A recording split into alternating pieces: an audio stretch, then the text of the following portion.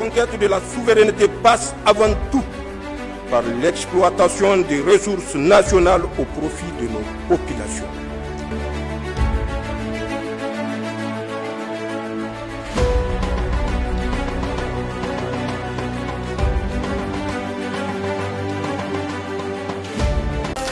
Soyez les bienvenus dans cette édition. L'entreprise chinoise CNODC a été reçue cet après-midi par le Premier ministre, ministre de l'Économie et des Finances, Ali Mohamed Lamine. Cette entreprise souhaite renforcer sa collaboration avec le Niger.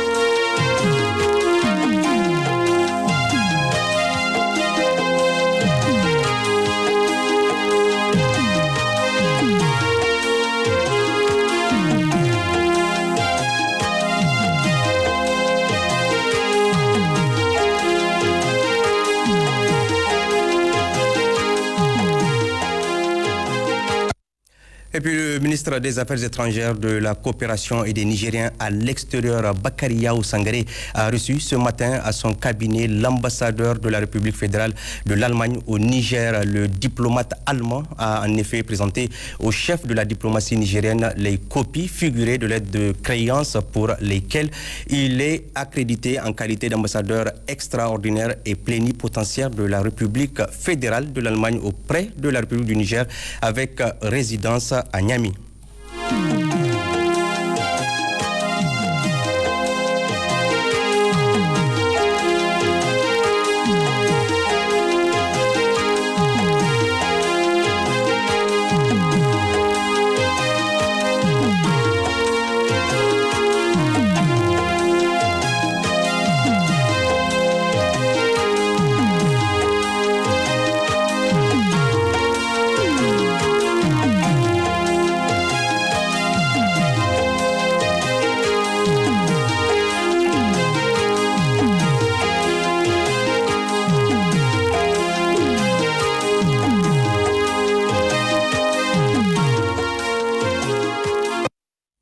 Le ministre des Affaires étrangères, de la coopération et des Nigériens à l'extérieur, Bakariaou Sangaré, a reçu après le nouvel ambassadeur de la République algérienne démocratique et populaire, Saadi Ahmed.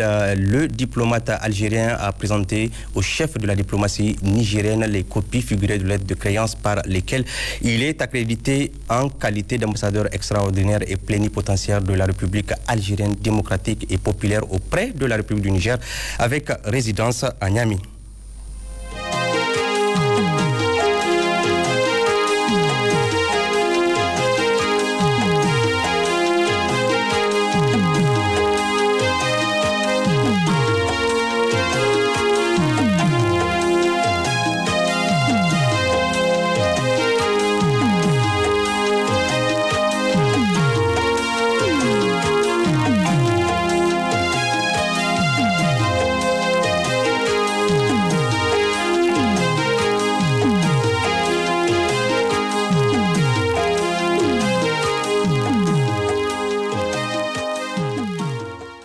Et puis nous vous donnons lecture du communiqué de démenti du ministère de l'Intérieur, de la Sécurité publique et de l'administration du territoire.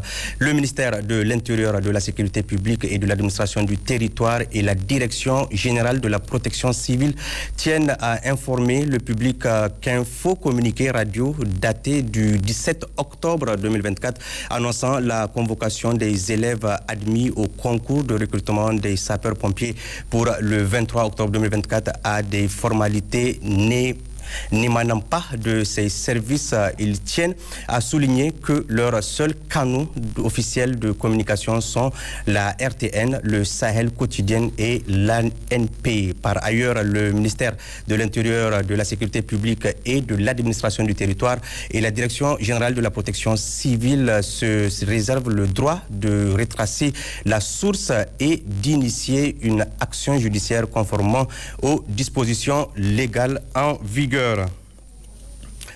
Suite de cette édition, célébration hier du 40e anniversaire à l'ambassade d'Italie au Niger. Cette journée commémorative de la coopération bilatérale entre le Niger et l'Italie a été marquée par une conférence débat qui a porté sur le thème Keïta 40 ans après. Issa Ousmane Mohamed et Philippe Tchao pour le compte rendu.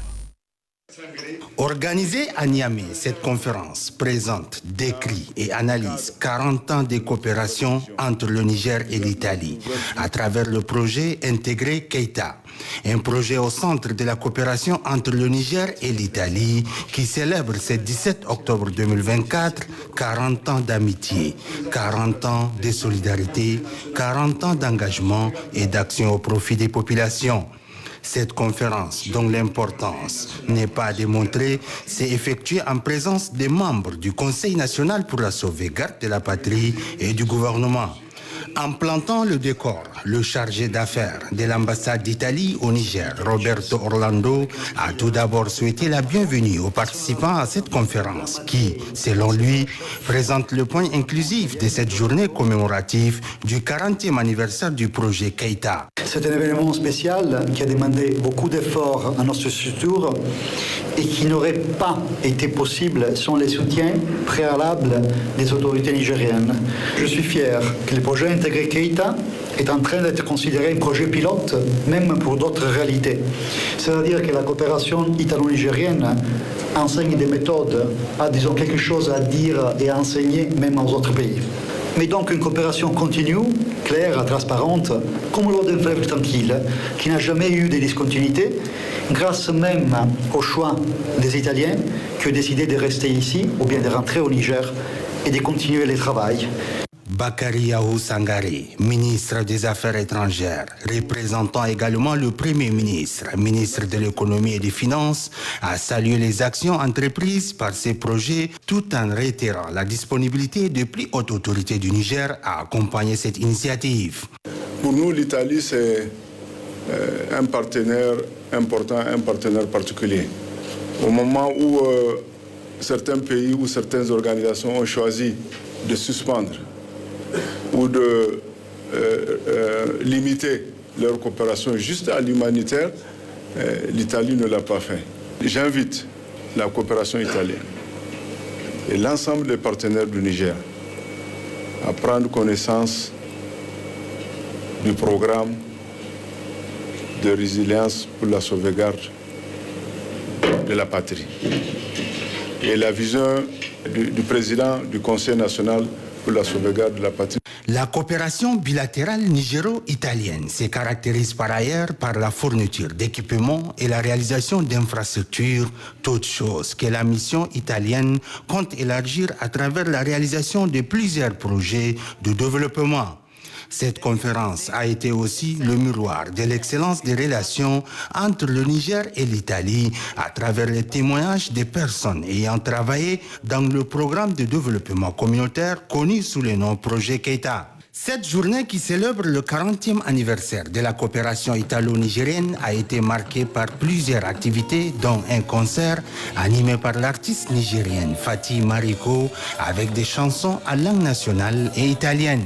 Il faut le dire, le Niger et l'Italie entretiennent d'excellentes relations d'amitié et de coopération depuis la signature de l'accord cadre de juin 1986.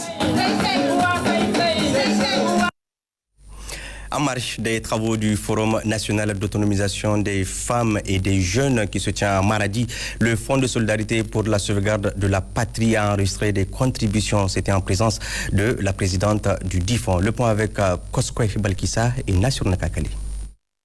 Le Forum national pour l'autonomisation des femmes et des jeunes FONAF se veut un événement marquant réunissant divers acteurs. La mobilisation des membres d'organisations, des exposants et d'autres personnes tant morales que physiques pour contribuer au Fonds de solidarité pour la sauvegarde de la patrie témoigne d'un engagement collectif en faveur du développement et de la cohésion sociale. Merci pour ces contributions combien importantes et comme vous l'avez constaté, qui ont été 2 remises à la présidente du comité de gestion du fonds. afin que, effectivement, ça puisse servir à la nation du Niger. La collecte de 749 100 francs CFA réceptionnée par le gouverneur de Maradi illustre l'importance de cette initiative. Cette somme, désormais remise à la présidente de la gestion du fonds, représente non seulement un soutien financier, mais également un symbole fort de l'unité et de la volonté de la communauté de participer activement à la construction d'un avenir meilleur. Au nom du président du Conseil national pour la sauvegarde de la patrie, chef de l'État, nous voudrons exprimer nos sincères remerciements au gouverneur de la région de Maradi, à la population de Maradi et à toutes les bonnes volontés participants du FONAF qui ont bien voulu apporter leur soutien financier au Fonds de solidarité pour la sauvegarde de la patrie. Nous vous rassurons que les ressources collectées seront utilisées à bon escient. Cet acte démontre qu'ensemble le défi sera relevé et construire une communauté plus solidaire et dynamique. Retour à Niamey avec les bonnes volontés qui continuent également d'apporter leur contribution au Fonds de solidarité pour la sauvegarde de la patrie. En ce vendredi, plusieurs contributions en nature et en espèces ont été réceptionnées par le comité de gestion du dit fonds. Le point avec Naïtoulaye Hassan et Imran Boubacar Meiga. Dans le but d'atteindre les objectifs fixés par nos plus hautes autorités dans la reconquête de la souveraineté nationale, le Fonds de solidarité pour la sauvegarde de la patrie continue de réceptionner les contributions des patriotes nigériens. En ce vendredi 18 octobre 2024, le FSSP a tout d'abord réceptionné la contribution de l'établissement Mahamadou Kabirou Adamou qui a apporté un lot de 1000 livres d'une valeur de 3 millions de francs CFA destinés aux élèves du collège. 500 livres de mathématiques et 500 livres de physique-chimie.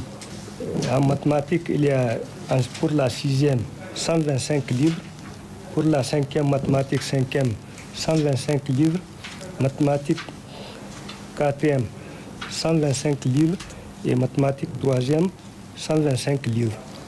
Et en physique-chimie, là aussi, en 6e, il y a 125 livres, en 5e, il y a 125 livres et en 4e, il y a 125 livres, en 3e, 125 livres, soit au total 1000 livres. À l'heure où je vous parle, cette maison d'édition a produit les livres scolaires du préscolaire jusqu'à la terminale pour l'école nigérienne et des livres qui sont conformes à nos programmes officiels en vigueur. Tous les auteurs sont des Nigériens. Ils ont produit des manuels, des livres scolaires en termes plus simples. Ensuite, Moutari Abdoulaye et Boubacar Meijama'a qui ont également contribué une somme de 5 000 francs CFA. La jeunesse est l'avenir de tout un pays.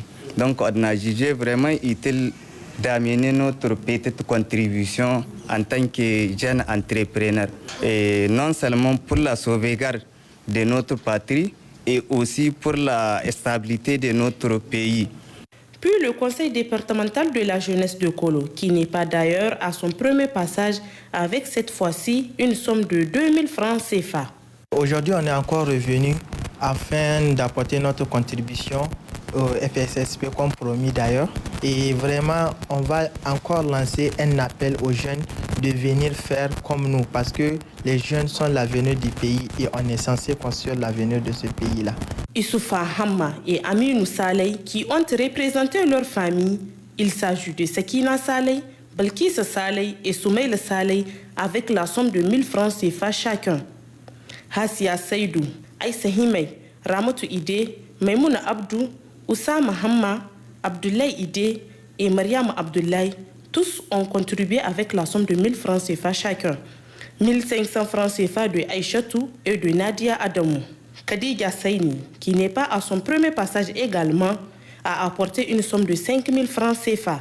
Kadimoun Kaila, la chef du village de Kadi, dans la commune rurale de Kirtachi, est venue à son nom propre pour apporter sa contribution de 5000 francs CFA. Le groupement Dini Bonsé de Gamkale a apporté une somme de 6000 francs CFA. Les jeunes filles de Gamkale ont également apporté une somme de 1500 francs CFA. Ibrahim Mamman Megaho, qui est à son énième passage, apporte 1000 francs CFA. Oumar Suleiman et Boubacar Suleiman, 1000 francs CFA également. Abdussalam Abdoulaye et Harouna Souley de la FADA Planète Mars de Gamkale, 1500 francs CFA. Cet engagement des citoyens marque l'importance qu'ils accordent au développement du Niger. Un geste salué par le comité de gestion du Fonds de solidarité pour la sauvegarde de la patrie. Cérémonie d'ouverture cet après-midi à Tawa dans l'arène Hamidou Meidari de la région de la première édition de la Coupe Radio-Télévision du Niger RTN. C'était en présence du gouverneur de la région, du représentant du directeur général de la RTN et de plusieurs autres invités. Faisons le point avec Danklodo Ousmane Abdou. De paix et de progrès et pour faire du Niger la fierté de l'Afrique. Cette cérémonie à l'arène de lutte Hamid El-Meidari de Tawa consacre l'ouverture de la première édition organisée par la RTN dénommée Coupe RTN. L'organisation de cette coupe pour la RTN vise à apporter sa contribution, celui d'accompagner le CNSP qui est la résilience et la sauvegarde de la patrie, notamment le renforcement de la cohésion sociale, la solidarité et la paix. Au nom du directeur général de la radio-télévision du Niger, M. Abdoulaye Koulibaly, pour rendre un hommage mérité aux plus hautes autorités de notre pays, au premier rang desquelles le général de brigade Abdraman Tiani, président du Conseil national pour la sauvegarde de la patrie CNSP, chef de l'État, et du Premier ministre Ali Mohamed Lamine Zen, qui nous ont permis l'organisation de cette première édition de la semaine de lutte initiée par la radio-télévision du Niger en collaboration avec la Fédération nigérienne de lutte FENULUT et l'Association des anciens lutteurs du Niger. Il s'agit d'une initiative qui vise davantage la promotion de la lutte au Niger. La lutte qui, au-delà de son caractère sportif, constitue au Niger un puissant vecteur d'unité nationale, de paix et de cohésion sociale.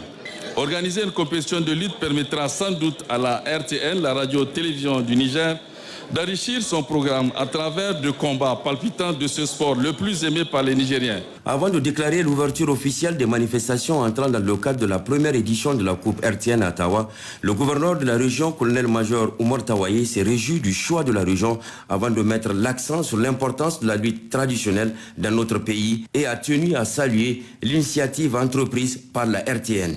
Votre présence massive à ces lieux, malgré vos multiples occupations, illustre éloquemment l'intérêt tout particulier que vous accordez à la lutte traditionnelle, sport roi dans notre pays. Du reste, l'organisation de cette coupe par la RTN vise entre autres objectifs le renforcement de l'unité nationale, la solidarité et la cohésion sociale entre l'ensemble des lutteurs et des fils de notre pays. Je demande à cet instant aux lutteurs de faire preuve d'esprit de tolérance et de fair play pour triompher la lutte traditionnelle. Aux arbitres et à la table technique de respecter scrupuleusement le code de la lutte dans leur prise de décision qui de fois semble être difficile. A noter qu'auparavant, l'administrateur délégué de la ville d'Ottawa a souhaité la bienvenue à l'ensemble des délégations venues des 8 régions dans le cadre de cette première édition. De même pour le président de la FENILUT qui a expliqué la raison pour laquelle le choix d'Ottawa pour cette première édition, car la région d'Ottawa est la première à organiser le sabre national en 1975. Le gouverneur de la région de Niamey a réceptionné ce matin à l'école primaire Yantala la première vague des fournitures scolaires mises à la disposition de la région par le ministère de l'Éducation nationale. Le point avec Khadijou Hassan et Hamid Abdoulaye. Ce sont environ 46 tonnes de fournitures scolaires sur les 100 tonnes attendues qui constituent la première vague mise à la disposition de la région de Niamey par le ministère. La conquête de la souveraineté passe avant tout par l'exploitation des ressources nationales au profit de nos populations.